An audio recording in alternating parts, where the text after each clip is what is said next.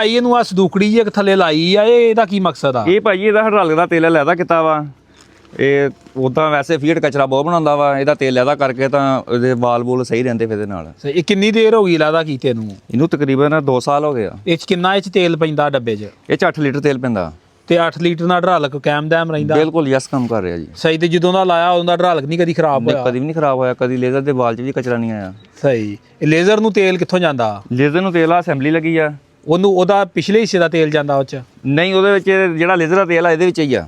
ਸਹੀ। ਲੇਜ਼ਰ ਨੂੰ ਵੀ ਇੱਥੋਂ ਹੀ ਹਾਈਡ੍ਰੋਲਿਕ ਦਾ ਤੇਲ ਲੈਦਾ ਵਾ, ਇਹ ਪਿਛਲੇ ਦਾ ਤੇਲ ਲੈਦਾ ਵਾ। ਸਹੀ ਸਹੀ ਸਹੀ। ਯਾਨੀ ਕਿ ਲੇਜ਼ਰ ਨੂੰ ਵੀ ਤੇਲ ਇਹ ਹੀ ਜਾਂਦਾ ਵਾ? ਇਹੀ ਜਾਂਦਾ ਜੀ ਲੇਜ਼ਰ ਨੂੰ ਵੀ। ਸਹੀ। ਤੇ ਟਰੈਕਟਰ ਮਾਡਲ ਕਿਹੜਾ ਜੇ? ਇਹ 2001 ਮਾਡਲ ਆ। ਸਹੀ। ਤੇ ਇਹ ਕਿੰਨਾ ਕ ਆਪਣਾ ਤੇ ਕਿੰਨਾ ਕੇ ਬਾਅਦ ਚ ਸੈਟਮੈਂਟ ਹੋਇਆ? ਜੈਨੂਅਨ ਕਿੰਨਾ ਕ ਜੇ? ਇਹ ਤਕਰੀਬਨ ਟੋਟਲ ਜੈਨੂਅਨ ਆ। ਸਹੀ। ਇਹਦੀ ਕੋਈ ਚੇਂਜਿੰਗ ਨਹੀਂ ਹੋਈ, ਕੋਈ ਕਲਮ ਨਹੀਂ ਇਹਨੂੰ ਲੱਗੀ, ਤੇ ਟੋਟਲ ਜੈਨੂਅਨ ਆ। ਇੰਜਨ ਇਹਦਾ ਸੀ ਤਕਰੀਬਨ ਹੋ ਗਿਆ 1.5 ਸਾਲ ਹੋ ਗਿਆ ਕਰਵਾਇਆ। ਸਹੀ। ਉਹ ਵੀ ਇਹਦੇ ਇੰਜਨ ਨਹੀਂ ਸੀ ਡਾਊਨ ਹੈਗਾ, ਇਹਦੇ ਕੰਡਕਟਰ ਰਾਡ ਦਾ ਬੁਸ਼ ਟੁੱਟ ਗਿਆ ਸੀ, ਪਹਿਲਾ ਇੰਜਨ ਸੀ ਜੈਨੂਅਨ। ਸਹੀ ਸਹੀ। ਤੇ ਇਹਦੇ ਤੇ ਕਿੰਨਾ ਖਰਚਾ ਆ ਗਿਆ ਸੀ ਜਿਹੜੀ ਆਰਟੀਸ਼ਨ ਕੀਤੀ ਜੀ? ਇਹ ਆਰਟੀਸ਼ਨ ਅਸੀਂ ਆਪੇ ਕੀਤੀ ਹੈ ਜੀ ਇਹਦੀ। ਸਹੀ। ਨਹੀਂ ਤੇ ਸਮਾਨ ਸਮੂਨ ਤੇ ਕਿੰਨਾ ਖਰਚਾ ਆ ਗਿਆ? ਸਮਾਨ ਤੇ ਤਕਰੀਬਨ 8000 ਰੁਪਇਆ ਲੱਗਾ ਟੋਟਲ। ਸਹੀ। ਯਾਨੀ ਕਿ ਅਗਰ ਪੁਰਾਣੇ ਫੀਟਾਂ ਵਾਲੇ 8000 ਲਾ ਲੈਣ ਤਾਂ ਲਾ ਲੈਣ ਭਾਈ, ਸਾਰੀ ਜ਼ਿੰਦਗੀ ਦਾ ਸਕੂਨ ਆ, ਕਦੀ ਵਾਲ ਨਾ ਖਰਾਬ ਹੋਣਗੇ ਟਰੈਕਟਰ ਦੇ। ਸਹੀ।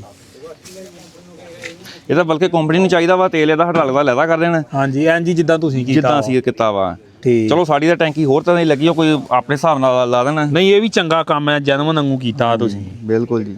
ਸਹੀ। ਬਾਕੀ ਇਹਨੂੰ ਜੈਕ ਨੂੰ ਵੀ ਤੇਲ ਇਹਦਾ ਹੀ ਜਾਂਦਾ ਮਗਰ? ਜੈਕ ਨੂੰ ਤੇਲ ਸਾਰਾ ਹਾਈਡ੍ਰੋਲਿਕ ਦਾ ਜਿਹੜਾ ਤੇਲ ਲੈਦਾ ਵਾ, ਲੇਜ਼ਰ ਦਾ ਕੰਮ ਇਹਦੇ ਤੇ ਹੀ ਹੁੰਦੇ ਆ ਵਾ।